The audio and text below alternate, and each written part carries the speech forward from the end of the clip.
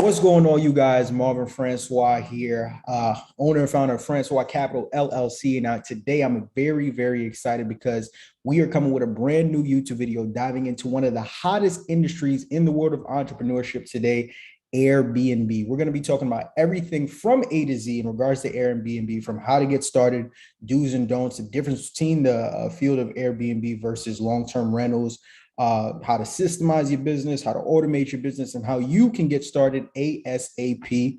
Super excited. But before we dive into that, take a second, take a minute, take an hour out of your day right now. Just go ahead and slap that like button and show this video some love. It really does help a lot with the YouTube algorithm in terms of pushing the video out there so that more and more people can see it. Now, I'm not just excited today because we're talking about Airbnb, but I'm even more excited because of the guests that I have on to talk to us about the field. A very good friend of mine, entrepreneur, and from what I saw on Instagram recently, a landowner. Oh God.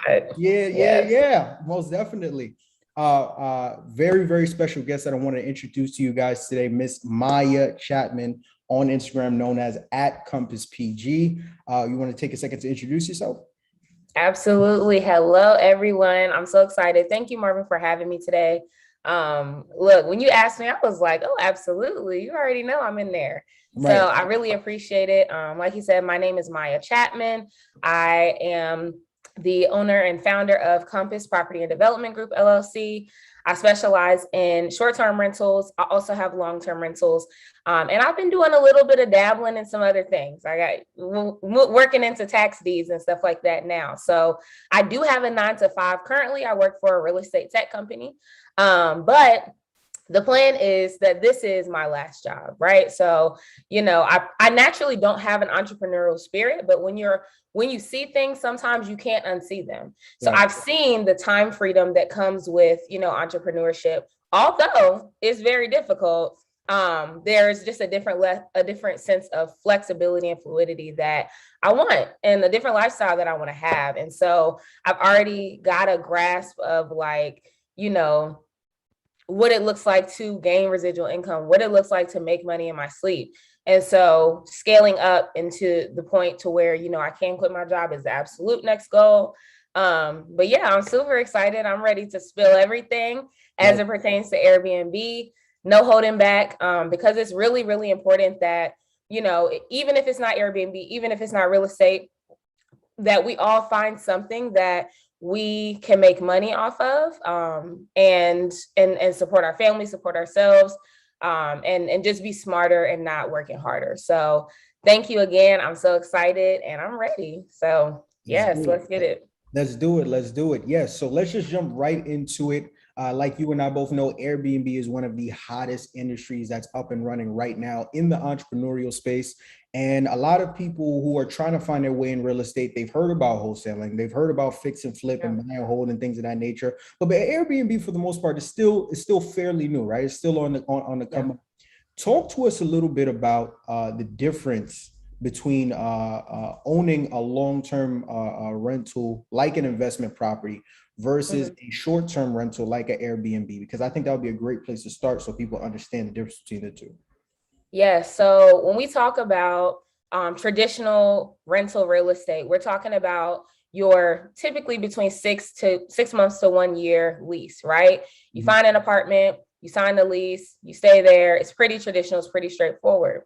Now, when we talk about short-term rentals, that looks a little bit different, right? So people always talk about Airbnb, but remember, there are other OTAs out there. OTA stands for online travel agency. So we have VRBO. You can also create your own OTA, your own private website, a lot of different avenues there. I think a big difference and something that people ask me a lot about is, should I buy a property to put on Airbnb or should I do arbitrage? Right. So arbitrage is basically you are leasing a space that you lease to someone else. That's the simplest way to put it. Now, I personally own a duplex that I rent out. The top half is for short-term rental. The long half, the bottom half is for my long-term ride or dies that I hope never leave because they pay their rent early. And then I also have an arbitrage unit. Arbitrage, I essentially found an apartment, or it's a quadruplex that I rent a unit out of. And then they allow me to do Airbnb within it. So it really just depends. I would say, unless your market is just really, really popping, you don't need to buy a property to do Airbnb. Also, you might, the advantage to doing arbitrage is that it's a lease, right? So you can try it out for a year. You sign a year lease, and then if it doesn't work, you can get rid of it. You don't have to sell a property. You don't have to worry about a huge down payment. Those are some different steps. But you might have properties that are multi-use. So you might say, hey, I wanted to buy a house anyway. I'm going to house hack it. House hacking is when you live in one part and then you rent out the other part.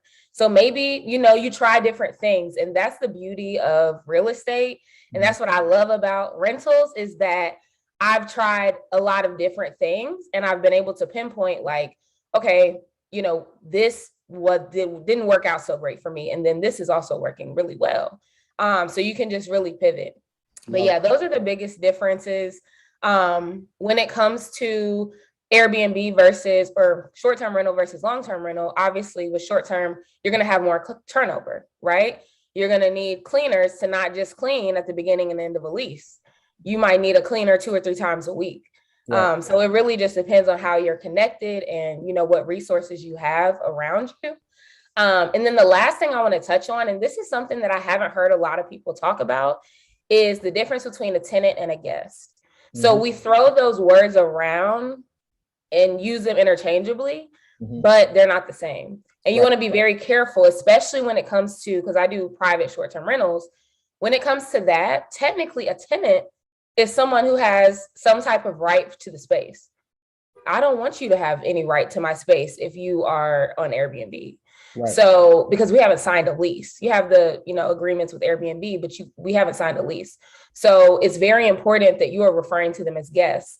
Or even for the short-term rentals that I have a rental agreement. I don't have a lease for them, but for my long-term tenants, I do have a lease. So there is a difference. You just have to be careful in the ways in which you address them, in case, there's legal action or something like that. Got you. So you said something very interesting, because I know a lot of people, there are some people that are in the real estate Airbnb space, right? And there are some that are full short-term rental. All of their real estate investing that they're doing is just short-term rentals, right? Airbnb, VRBO, so forth and so on. And you have other people that aren't too fancy on the Airbnb thing, and like the traditional real estate of, doing the bird method, put some tenants up in there, watch them repeat the process. And then you have people like yourself that dibble and dabble in both the fields. But you said something very interesting that I personally never heard before. You have a duplex where on the first floor, in the first unit, right, you're doing long-term rental, and then in the upper unit, you're doing short-term rental. Is there any reason in particular that for that property you decided to kind of, maneuver with it that way? Absolutely. So in order to decide what you want to do, you have to break down the numbers. The numbers have to make sense. Right. I'm not doing Airbnb just because I like my listing, I got good reviews, that's great, but you have to do what makes sense in terms of the numbers. So I'm going to be very honest about my numbers. So my home, I have one mortgage for the home. Right. It's $1,000 even, right? So my downstairs tenants pay $1,200. That includes utilities. The $200 covers utilities for the whole house. And then the $1,000, the rest of that goes toward my mortgage. So the reason why I have long-term tenants downstairs is because I want that to be consistent. At the very, very least, I'm not paying my mortgage. Right. They're going to pay it. I've made one mortgage payment out of my own pocket since I purchased the home. So it's like, I know that they're my ride or dies, like I said, as long as they continue to renew their lease, they'll be there to cover my mortgage. Anything else that I have is cash flow. So I know that with travel nurses, which is the audience that I target, or travel professionals, they pay more. They're just going to pay more because I'm not only providing the space, but I'm also paying for utilities, I'm paying for internet, and I'm paying to have the space furnished. And they have a washer and dryer in the unit. So they're getting a lot, so my price upstairs is going to be more expensive than downstairs, whereas they just have their rent and their utilities that I cover. Sensational. So essentially it sounds like downstairs basically takes care of all the overhead for the property. Upstairs is just straight cash flow. Yes. But Master plan. Yeah. I love it. I Yeah. absolutely love it. Right. So now, for somebody that's watching this video, they hear you talk about Airbnb, and maybe they're Mhm. super excited, whether it was before they got to this video or while they started watching this video. They Right. want to get started in the industry. They want to jump head first, but they're not necessarily sure where to start. Right. So now let's talk about location. Right, because location Mhm. is a very huge role. I mean, that's everything in the world of real estate. So, talk a little bit about what are some things that someone should be looking into when it comes to securing their first unit for an Airbnb as it pertains to location, how the unit should be set up, and things of that nature. Mhm. Yeah. So honestly, the most important aspects of the Airbnb business or the short-term rental business Mhm. is location and your cleaners and your communication and hospitality. If you go to my listing, you're going to see multiple reviews where they talk about communication. The host, she communicates quickly. She, all of that. Mhm. That is very important because you'll find that even when you have issues, Mhm. and I'm gonna tell y'all about an issue I just had a few days ago later on. Even when you have issues, if you are responding quickly, then you are going to, they're going to appreciate that. Some people still be mad, but whatever. Right. In terms of location specifically, this is, again, like I said, one of the top most important things that you need to care about. So let's say I live in Richmond, Virginia. Mhm. I don't need to get an Airbnb in Richmond just because I live there. You need to go where the money resides. No, I'm just kidding. You need to go where people are going. Right. So when you're thinking about your location, you want to think about what are major attractions that are attracting people who want to spend money, Mhm. right? Where are people going when they come here? What do people think about the area? Is this an area that a lot of people talk about? Right. Is this an area where there's people, they're building a lot, or there's a new Amazon facility, or like that's the types of things you want to. Hospitals. Right. I have a perfect location for travel nurses because my Airbnb is 6 minutes from Duke Hospital. So they work nights. And that's why I said you have to develop this persona of the person that you want to attract in your head. Right. So I know my person is a travel nurse. I know they work nights. I know they need to be in a safe neighborhood because they're going to be, leaving at nighttime. Right. I know that they need somewhere that's quiet because they're more than likely going to be sleeping during the day. I know that a lot of them travel with their dogs, and I can get extra money just by allowing them to bring their pets. Mm-hmm. So these are all things that you want to think about. If you're doing arbitrage and you're looking for a location, mm-hmm. then does the apartment complex that you are about to get a corporate lease with, do they accept animals? Mm-hmm. I collect a $500 non-refundable deposit just for pets, in addition to their regular deposit that they're paying that's refundable. Right. So, and people don't play about their pets. They want that. So yeah, think about, when it comes to location, think about your target audience. Who are you targeting? Don't just try to say, oh, I want anybody to stay here. I mean, that's great, but there has to be a specific person or a specific type of person that that you're looking for. And then also in terms of location, think about the amenities. Like, what types of amenities are they looking for? You need to absolutely include utilities, because if they're there for 3 months, they're not putting utilities in their name. Right. How close is it to main attractions? How close is it, like I said, to hospitals? What's the functionality of the space look like? Right. Does it feel cramped? Does it feel open? If you're attracting business professionals, you have an office nook or office space where they can do their work from home. So those are just, different things that you definitely have to consider when it comes to location specifically. That's perfect. Now, another thing I would ask is, when we talk about the makeup of the unit, right? How much does things like beds and amount of beds and baths go into how you personally look into if a unit is good or not for Airbnb? Yeah, so it depends on where you're going. So my Airbnb is in Durham, North Carolina. People are typically not coming to Durham or Raleigh for vacation. Right. They're coming to, move their student into Duke University. They're coming for the hospital. They're coming, for those reasons, or as a travel nurse. So you have to think about those things.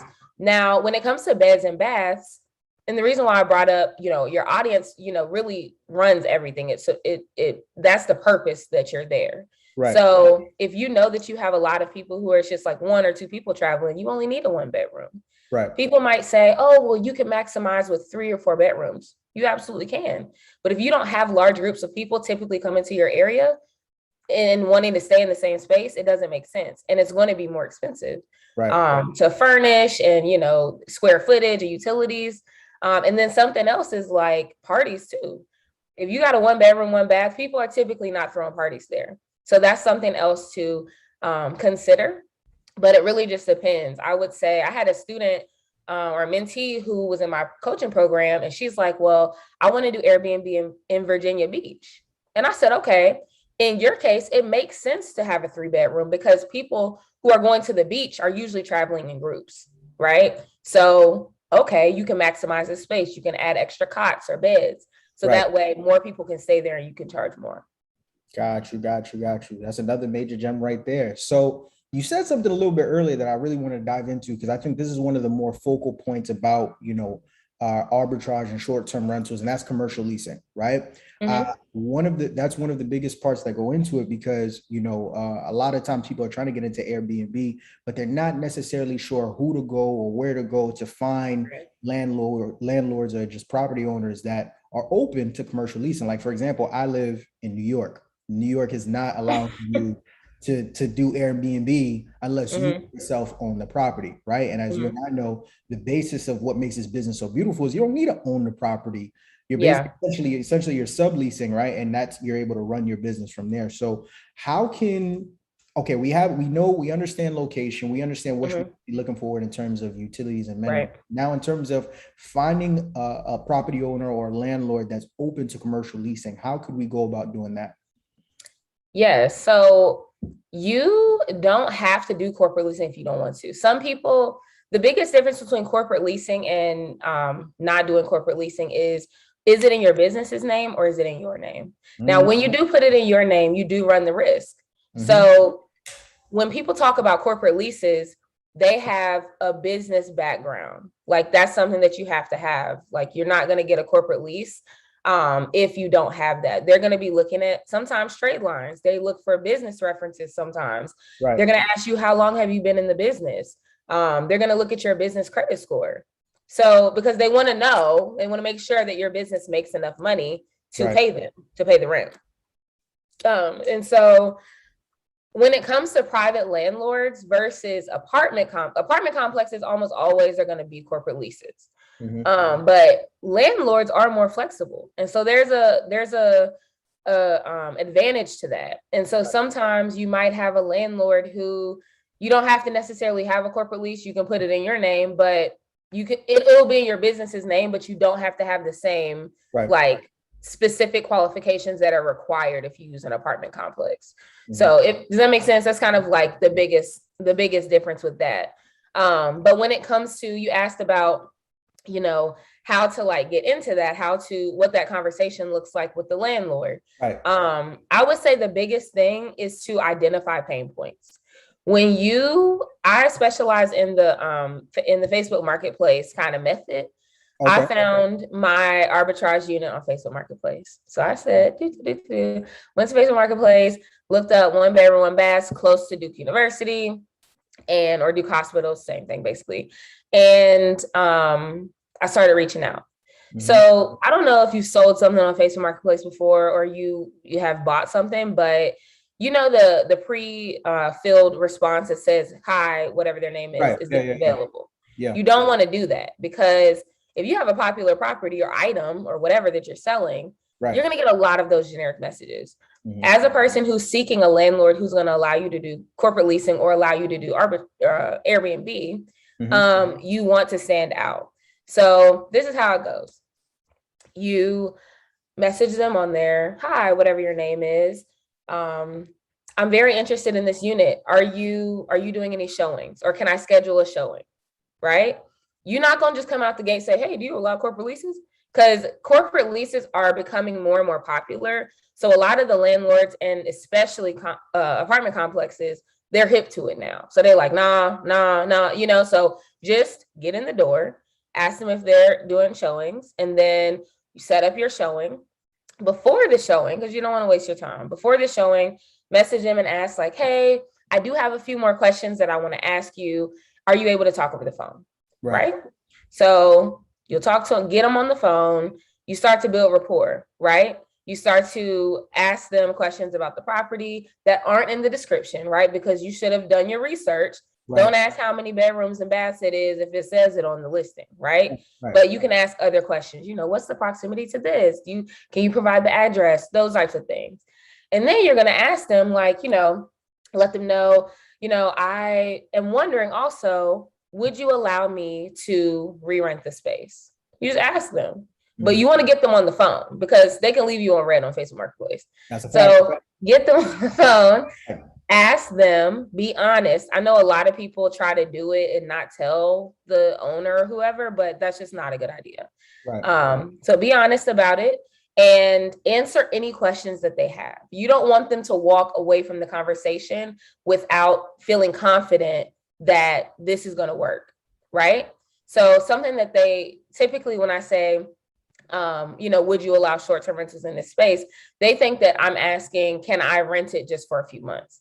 But I clarify and let them know I am actually renting, I'm still going to do my 12-month lease with you, but would you allow me to re-rent this space? Now, some landlords are going to get nervous, right? But this is why you identify pain points, because if you know what they need, you can tailor your responses to align with that better. Right. Perfect example. The space that I have, the owner actually posted it on Facebook Marketplace, but they had a property manager that wasn't doing their job. They had been doing renovations on this quadruplex for like 4 or 5 months. At this point, they're not making any money. They just want somebody in there who's going to pay their rent. And so once I talked to her a little bit more, I built rapport. I asked questions like, I noticed that this has been posted for a while. She, like I said, she posted it on Facebook Marketplace separate from the property manager because they just wanted to hurry up and find somebody. So I'm like, I noticed this has been posted for a while. Is there a reason for that? And then since she's frustrated, she starts unraveling all of her pain points. Telling me, we just want somebody who can pay their rent. We want to start making money on this. Okay, I can guarantee that for you, right? As long as you allow me to do this. And she ended up just saying, yeah, just, go ahead. We'll talk through the specifics.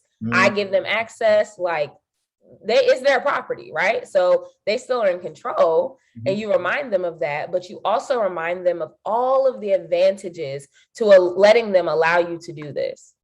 So some of these might be like, well, since I'll be doing Airbnb, which I'll get to the wording in a minute, but you don't want to say Airbnb. You want to say short-term rentals or business clients or traveling clients or things like that. But you let them know, since I'll be, doing this, for my business clients, I am going to have the space regularly cleaned. That's just great news, because as a landlord, something that you fear sometimes is like, oh Lord, are these people going to come in here and tear up my place? Right.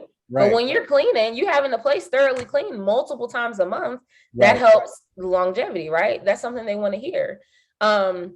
Something else is security, right? Identity verification. So you could tell them, and actually do it and tell them like, I'm going to have a Ring camera. So if there's any type of, activity or anything like that, we'll know what happened. You'll also have access to this because it's your property. Keyless entry. I have full control over who has access to the space at all times. I don't have to worry about people making copies of keys because we don't even give out keys. So those are just some of the things that you can assure them that, okay, like this might work, right? Talk about your experience. Talk about ways in which, you have planned for this, ways in which you plan on knowing exactly who's in the space. That's something that has been like, when I was calling around and looking for a space, that was something that, a lot of landlords showed concern about. They're like, well, if you do Airbnb, how do I know who's in there? And so my response to this, if I have like a traditional like travel nurse or something, I do a background check every time.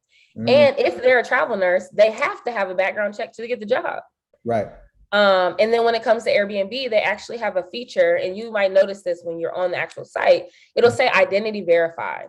So this means this is someone who has provided specific information like an email, a phone number, they have a profile picture, right? Or they've provided their ID, those types of things. And those are specific ways that Airbnb verifies their identity. So that's just another way that the landlord can feel more comfortable with having people in and out, is because you know who's there. Y'all can't see it when she's talking, but I'm smiling from ear to ear because I love how you're literally peeling the layers back of this game.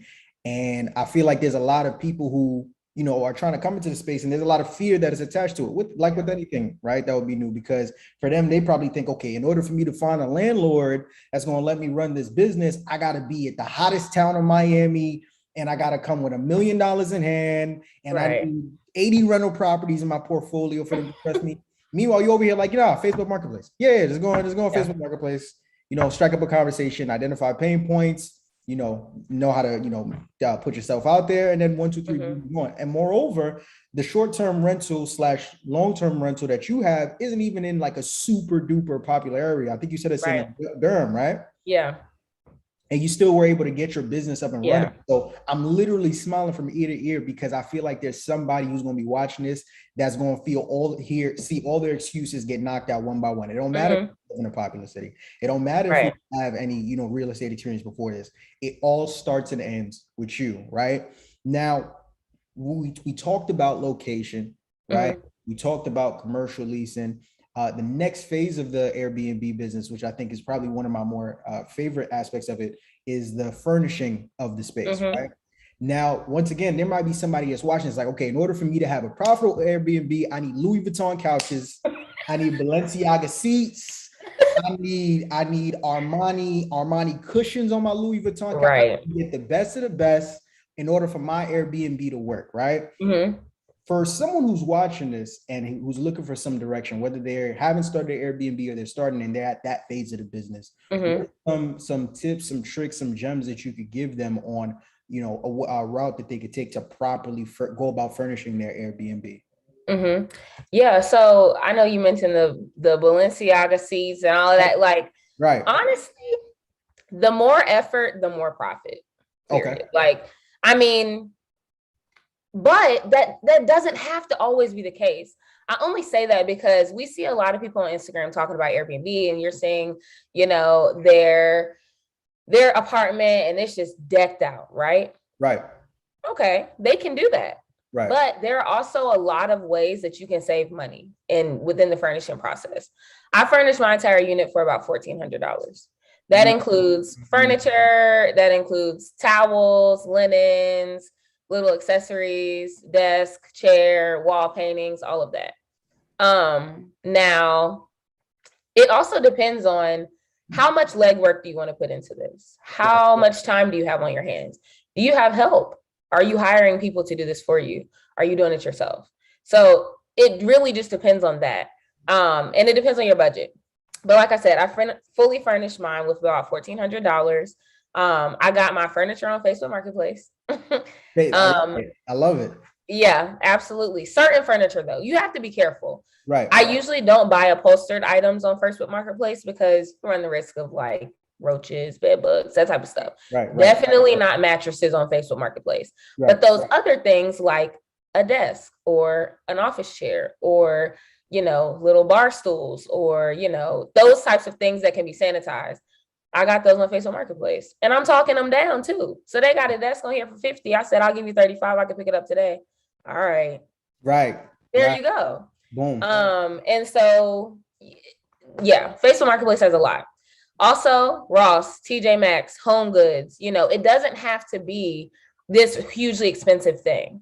Right. I get all of my linens from Sam's Club, which is like a wholesale place. So like, I know some people go to Costco or BJ's, but there are specific, and in my coaching program, I actually have a list of all of my furnishings. So you could literally, and all the links.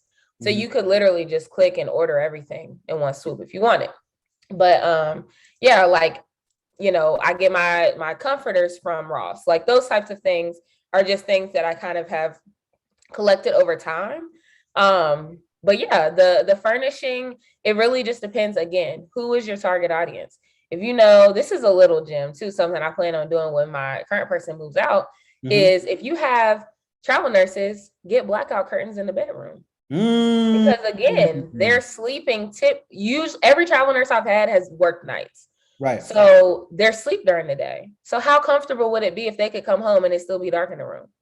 Right? Those are the things you have to think about. That's why I said your target audience, you are thinking through their lens.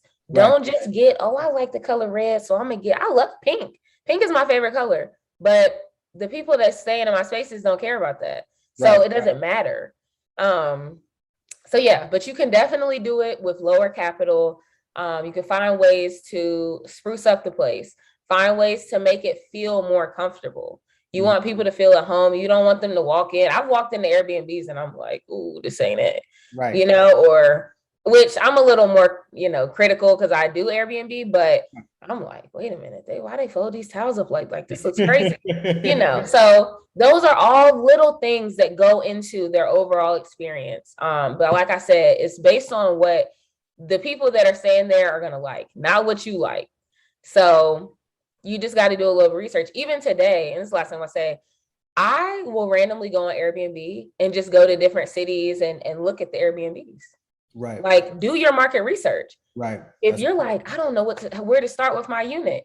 What are other people who have bookings doing? Don't compare yourself to people who have open availability because nobody's booking them or don't have any good reviews. Right. Go to the people who have a lot of good reviews, who are booked out, and see what they're doing, where you could be filling in the gaps in the space that you had that might be in the same area to where, all right, now you're their competition, So that's just, a few pieces on that.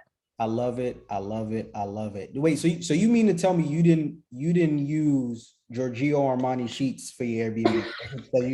No, absolutely not. No Louis Vuitton cushions, no Gucci mat, nothing like that. Just, I heard Sam's Club, I heard TJ Maxx, I heard Ross Marketplace. Yeah. Right? So basically, and only $1,400.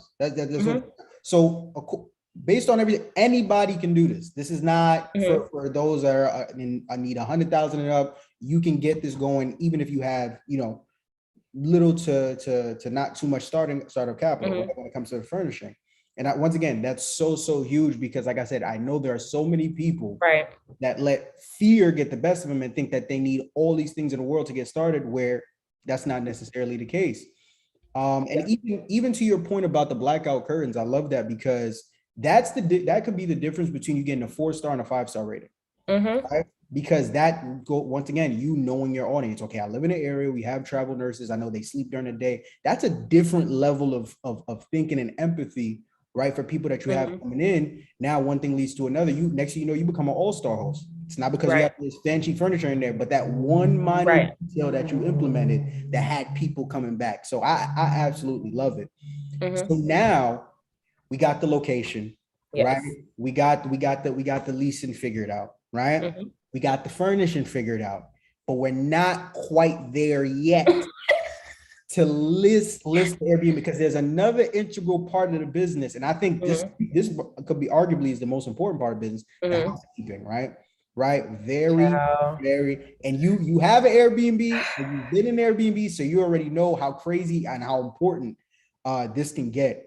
Talk to us a little bit about some of the systems that you put in place, because with Airbnb, unlike a long-term rental, right? Long-term rental tends to be responsible for cleaning. Short-term, that's on you, right? And you got a guest coming in. It needs to be spotless. It got to be perfect. I don't want to see no half-used toilet roll sitting on the, right? I don't want to see no stains on my towels. The bed better be fixed, right? These are all things that you're responsible for, not the next guest, not the guest. Absolutely. Talk to us a little bit about some of the systems that you put in place to make sure that when you have guests coming in and out, your unit is spotless. And I'm doing this because I got to tell you about something. Like I said at the beginning, something that happened to me literally a few days ago. That I was really upset about. I was like, what? But I'm gonna get to that. So absolutely, like I mentioned before, cleaning is definitely in the top 3. Right. If you don't have dependable cleaners, if you don't have cleaners that are thorough, cleaners that do things in a neat way, it has to be perfect. Like, I'm not trying to be dramatic, but it has to be nice. Right. Some guests are going to come to your space and they don't really care. Like, they're like, all right, it's pretty clean. All right. But some guests are going to be like, "Ugh," you know what I mean? Like there are certain things that cleanliness is directly associated with quality. Right. Right. So if you want to be able to charge more, you need to have a clean unit so Right. that you have good reviews. And Right. oh my goodness, it was spotless. Don't nobody want to walk. If you think about the hotel standards that you have, if you Right. went to the West End, it's a nice hotel, right? Four Seasons, the If W, any of them. if you had an unfolded towel sitting on the bed, what would you think? You would think that, oh, they didn't clean this room. Even if everything else was right, it would be weird, right? Right. So those are things that you have to be mindful of. And so one of the biggest systems that I put in place is training my cleaners, like, and making sure that they know exactly what they need to do. So I do this by providing them a checklist. I have it separated by bedroom or by space. So like there's a kitchen section, there's a bedroom section, there's a laundry section, there's a checkout section. Like this is what the guests should have done before they left.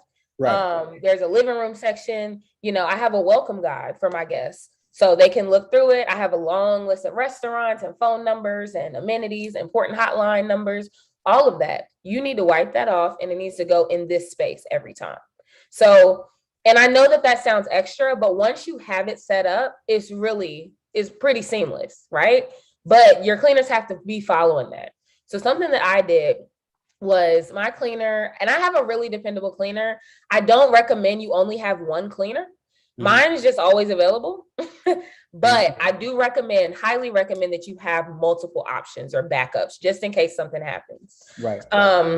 But yeah, so what I did was I knew that she had cleaning experience, but there's a difference between a cleaner who's just really good at cleaning and an Airbnb cleaner. Because if you're just cleaning the house, you vacuuming, you're disinfecting, you're sweeping and mopping, but you're not folding towels. You're not making sure that the towels are dry. You're not making sure that the sheets aren't wrinkled. Like those are things that you have to explain. Don't assume that they know.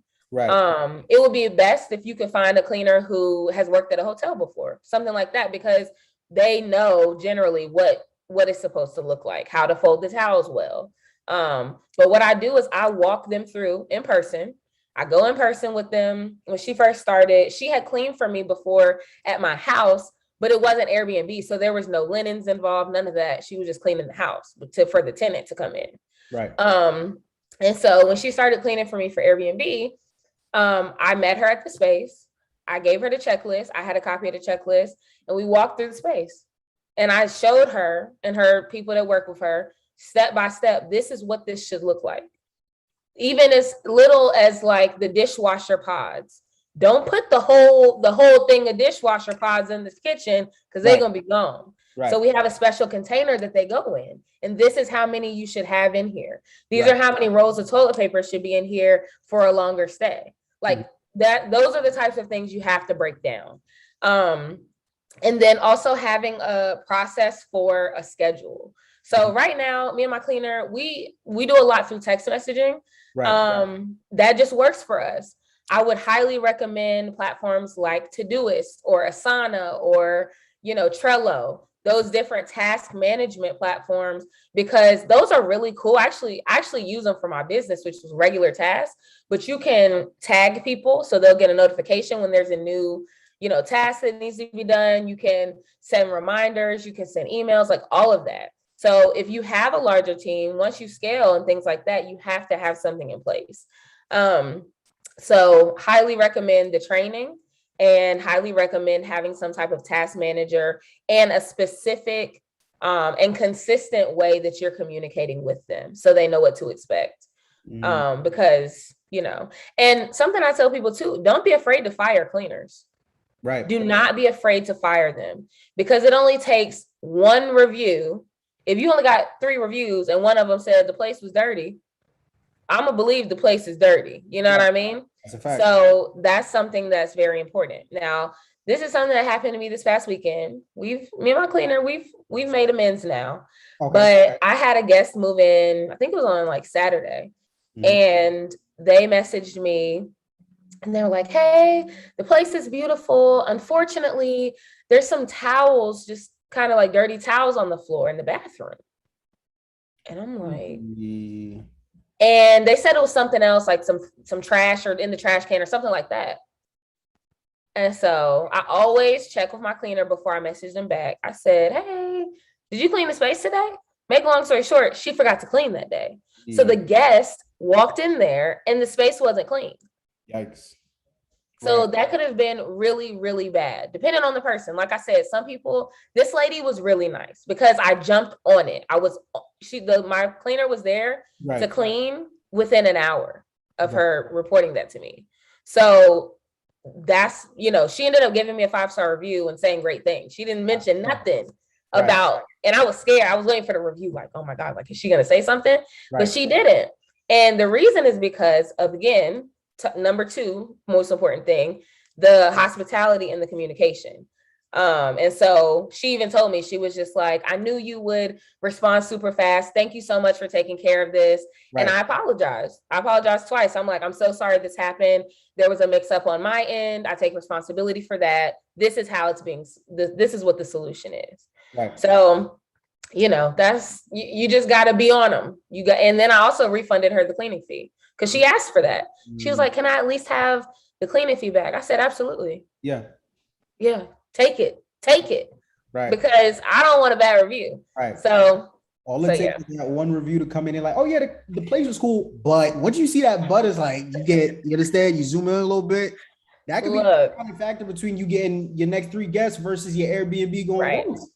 Right. Absolutely. So I love that. I love that. And I love the fact that you're an extremely proactive host within the short rental space. But listening to you talk about all these things, talk a little bit more about systems, right? Because you don't have to say exactly where you're living out of right now, but you don't live in the same state as your Airbnb, correct? Oh yeah. So that's a very, very big thing too, Yes. because there are some people that maybe they live in like Montana, but they want to start their Airbnb in Texas, and they won't know how to properly put certain systems in place, right? They're still able to manage their Airbnb properly, or so that their Airbnb can run smoothly without them being there. So talk a little bit more about, some of these systems that you've been able to put in place to make sure that on a daily basis, your Airbnb is running the way that you want it to. Yes. So the biggest thing is having a team. So yes, like you mentioned, I actually just moved to Atlanta like a month ago. Okay. And I was very nervous because I'm like, oh my gosh, I'm a control freak too. So that was a little bit of that. But I was like, if something happens, I'm not going to be able to drive. I can't drive 6 hours back to Durham to take care of it the same day. Right. So I made sure that I had a team before I left. So I already talked about the task management with your cleaners, especially if you have multiple folks, having some type of task manager. Something else that is very important is the keyless entry needs to be remotely controllable. So that means that I have an app that I can see. I literally get notifications when someone opens the door. I can see what time they open the door. I can see, and I have different codes for different people. So I know who is who. My cleaner has her own code. So I'll know if she didn't go and clean that day because she didn't open the door. Right. And then I have 3 other individuals who are part of my staff who are there as like boots on the ground. So I call them essentially if there's an issue or if there's something that has to be tended to in person. Like if I can't handle it on my phone or virtually, then I call them and they essentially will go in and handle whatever needs to be handled. So in terms of the systems, yes, you absolutely need to have help, especially if you're doing it virtually. But even if you're not, like you could be busy, you can't be the only person that can do something.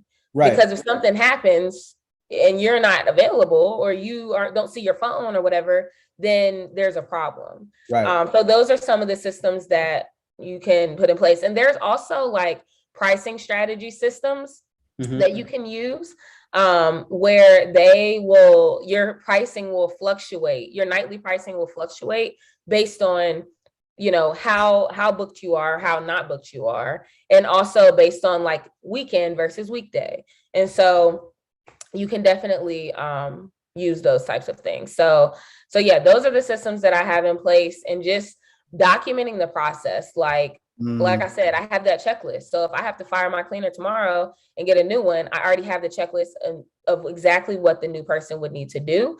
And that is something that helps me not have to do as much work. I'm not making a checklist every time I get a new person because I already have it. Right, man. Major gems, major gems. So let's start from the beginning, right? We got the location, we figured that out. Mm-hmm. Leasing, figured that out. Absolutely. Furnishing, got it, right? Cleaning, no dirty towels, no nothing like that. We good. We good money, right? We talked about the systems that need to be put in place, right, to make sure that even if you're not there, business is still getting run at maximum capacity. Now we essentially have everything that we need to get this thing off the ground, officially launch our Airbnb unit, but we're still Mm-hmm. not all the way there yet because Right. the last and probably one of the more important pieces of this puzzle Mm-hmm. is the listing in and of itself. You see, a lot of people don't talk about the listing.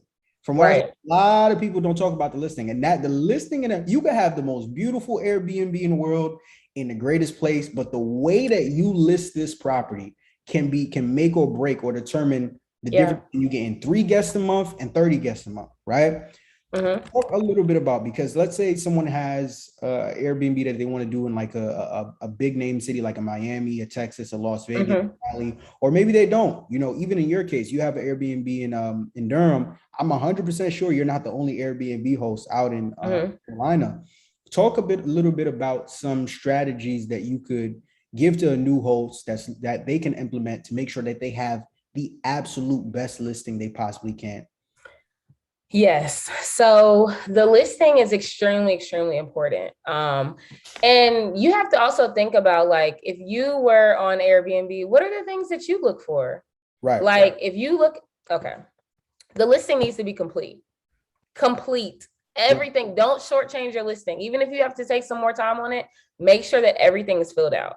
Right. Now, on Airbnb, when you first create your account and do your listing, there is going to be there's going to be a lot of little pop-ups. There's pop-ups everywhere suggesting and making recommendations. Don't just click out of those. Complete all of those.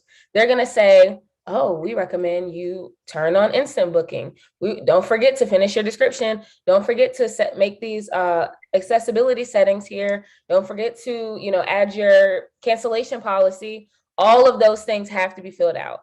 Right. Because the more complete your listing is, the more legitimate you look. Even if you have a new listing and you don't have any reviews or anything yet.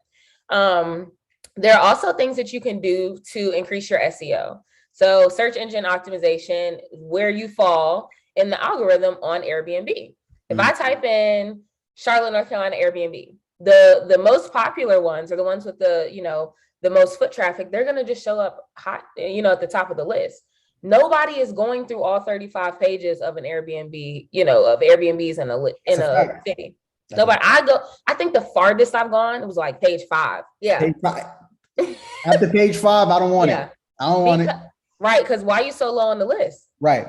And also, I got to be pretty desperate to go that far because I got Expedia, I got hotels, I got bookings.com, I got Airbnb, I have too many options to be wasting my time doing all of that. So some things that you can do, and people don't know this, but the more clicks that you have on your Airbnb listing, the higher you are up in the SEO. Now, when you first create your account, Airbnb does this really nice thing where they put you high on the SEO to get you started, right? They want you to get bookings because that means more money for them. Mm-hmm. So they're going to put you high up on the algorithm for like the first 2 weeks. After that, you on your own. So you got to maintain that essentially. The more people that click on your listing, and Airbnb will show you like the number of views that you have for that month. It's pretty cool. And then something else you can do is have your listing added to a wish list. So when I first created my listing, I posted on Facebook. I don't care if people on Facebook know I got Airbnb. I do know that people on Facebook are nosy. So I made a post and I'm like, hey, y'all, I got a new Airbnb. Check it out. Let me know if you need housing in Durham, right? They're going to click on it. Imagine all my Facebook friends clicking on it. If you have an Instagram page or a business page, put it in your link tree. Oh, check out my Airbnb here. I sent my Airbnb link to like 25 of my friends or people I knew, family members. I'm on my grandma's phone, my auntie. I'm telling them, make an Airbnb account, add my property or my listing to your wish list. And by wish list, I mean like if you see on Airbnb, there's like a little heart on it. It's like favoriting the listing. Right. And then it'll have you put it in like a folder essentially. So I'll say like, okay, Durham Airbnbs, and then I'll just add it to that wish list.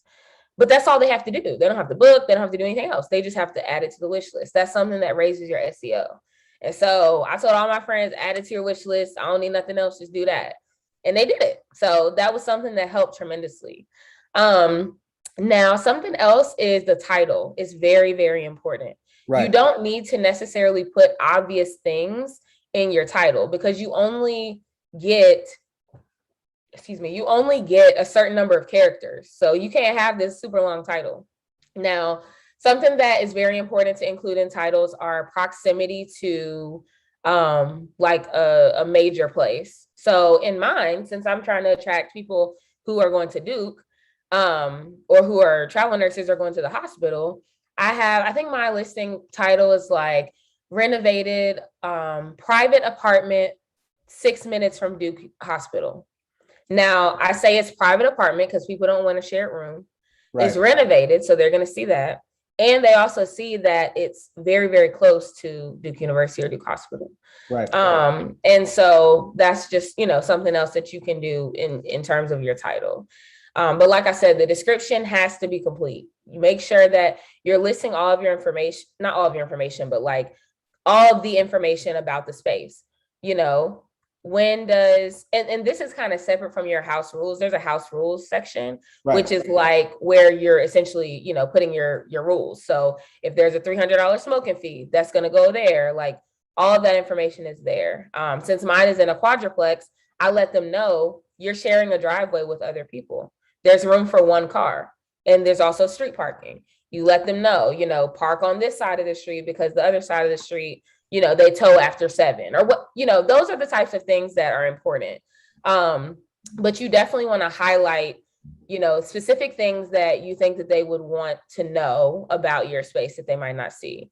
Another really, really probably the most important part of your listing is the photos. Mm-hmm. So don't be cheap, y'all, trying to take pictures on your camera. Like, you can tell the difference between professional photos and non-professional photos. That's a fact. Like, you can get professional photos of your listing for like $150 or something like that. Right. And there's different sites that you can go on to actually find real estate photographers. And it's important that you find a real estate photographer because it's different from somebody, your cousin that just do lifestyle photos of people. It's a different type of angle that they have. It should be a wide angle. It should be brighter and, the brightness on the photo. So make sure that whoever's taking your pictures understands that, especially if they're not like a real estate photographer. Like the person that did my pictures, she's a regular photographer, but I sent her 3 or 4 listings that had great pictures that I'm like, this is what I need.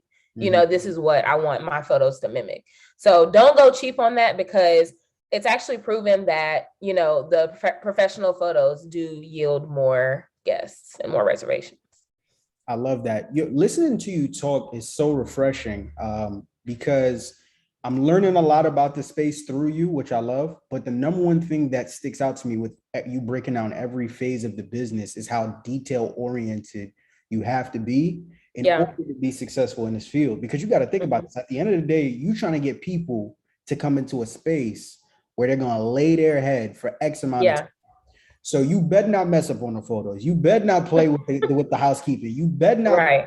I wish I would come in an Airbnb and see a bed bug on the couch. I'm fighting. I got to slap by somebody. You understand me? Right. I love how thorough you've been throughout this entire video, just breaking all of that down because there's a lot of people.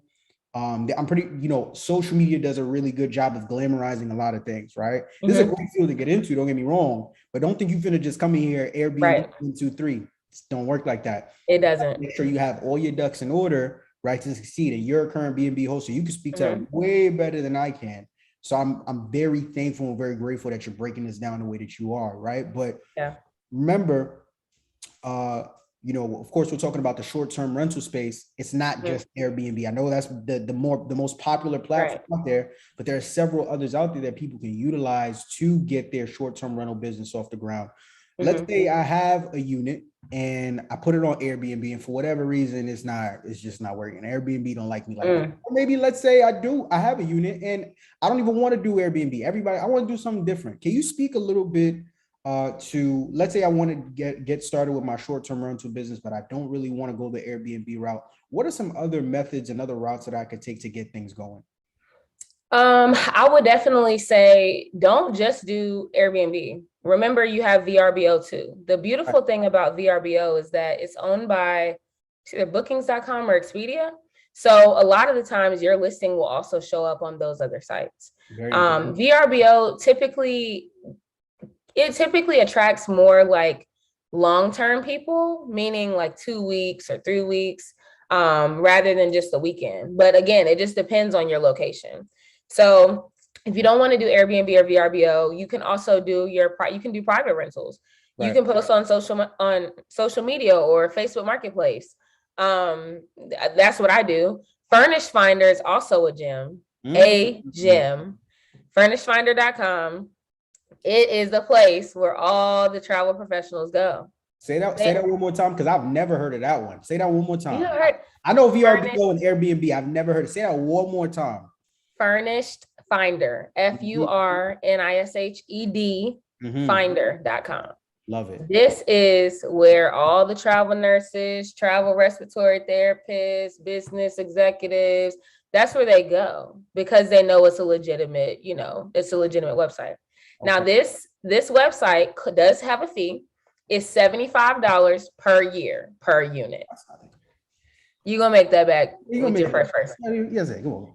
So, and the leads come to you. I actually just made a reel about this like a few days ago. The leads come to you. I'm not reaching out to people. I can if I want to, but they have a list of people who have, who like basically their needs are exactly what you provide. Then they also have a list of people who are looking for spaces in your area, but there might be 1 or 2 things that you don't provide that they need. Like if I don't allow pets, and they have a pet, then they'll show up on that second list. But their contact information is there. You can reach out to them.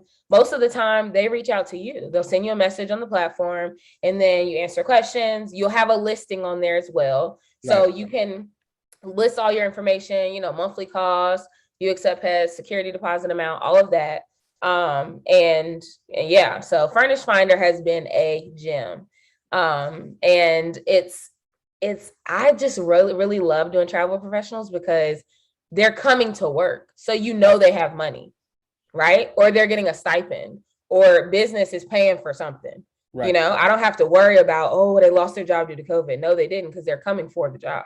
Right. So, those are some things that I really like about that. But yeah, like I said, you can do Facebook Marketplace. You can have your own OTA.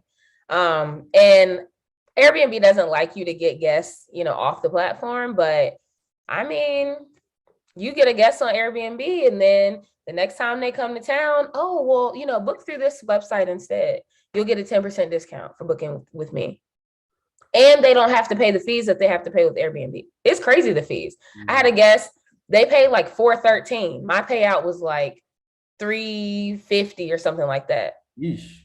So the difference of that was the fees. Right. So they're wanting to avoid those as well. So it's a lot of different avenues for it. And then, last but not least, Facebook groups. So there's actually a Facebook group called, and I don't know why it's called this, but it's called Gypsy Nurse. That's a huge Facebook group that has like thousands of nurses in it who are traveling. And landlords will add themselves to the group and then they'll post their list and, hey, here's the pictures. This is monthly rent. Contact me if you need a place to stay. And they'll comment on the photos or they'll PM you. So it's a lot of different ways that you can gather leads other than Airbnb. Love it. It's illegal how much gems you dropped in this video. It's illegal. It's absolutely not illegal. It's unfair. It's absolutely unfair. Listen, we talked location, we talked commercial lease, we talked furnishing systems, housekeeping, all things and more. My final question, I think this one is the most important, right? Because remember, we're doing this video for those who are looking to get into the space. I want you to finish the sentence for me, right? Mm-hmm. Not get into this business if blank. If you are afraid to take a risk. Mm. Because with risks, with rewards come risks. You have to take a risk. And a lot of people tell me, like, what if I don't get bookings? You can't be thinking like that. Right. It's by any means necessary. And also, if you're not getting bookings, it's because you didn't do your research. That's a fact. So with all the stuff I was saying earlier about the location, don't just get an apartment because it's cheap, because it might not be lucrative. Right. So, but it is a risk that you have to take, right? So that's why I recommend starting with arbitrage. If you're not sure, you just want to, get your feet wet, see if the landlord will let you do 6 months to try it out. Right. You know what I'm saying? Make sure you have enough capital to cover the rent if something goes left. Right. But if you are following all the strategies, if your listing is on point, if your SEO is high, if your location is right, if the linens are white and clean, I don't do anything but white linens. Now, some people don't do that, but I directly associate cleanliness with white linens. Right. So, and a lot of people do. So, doesn't mean that if you have different colors, it's not clean, but whatever. So, all of these things add up, or culminating factors that are going to make or break your business. So, it's just a risk. So but once you start making money, you can be like, okay, let me figure out how I can make this better. Right. It's been a couple months. Let me replenish my linens, switch my stuff up so that way it still feels fresh and still feels new. So it's going to be a risk associated, and you cannot let the risk or the fear of, whatever happens as a result of the risk stop you. Because if you do, you still ain't got an Airbnb. Right. Or you still don't have, that trucking business that you want, or you still don't have whatever. Right. So you got to just take the risk. And that's why it's important to have business credit. That's a whole nother conversation, but that's whole different. Or even personal credit, right? I started my Airbnb with personal credit. Mm-hmm. I started everything. I think overall, all the costs was like maybe a little bit less than $4,000. Break that quickly. You don't have to get too deep. Break that down a little bit, because I think that's the most important thing. There's somebody who's watching this, maybe like, well, how much money do I need to get started? How much did it take you from top to bottom to get your Airbnb? Not maintain it, but just to get it started. Let me see. All right, so I have my calculator here. Go ahead. Give us the numbers. No, because it's important, because you want to know what you're getting yourself into. So my rent, and again, this depends on the area, right? It depends on the area. So this is based on Durham, North Carolina. Right. Cost of living is pretty decent there. So my rent is $1,075 a month.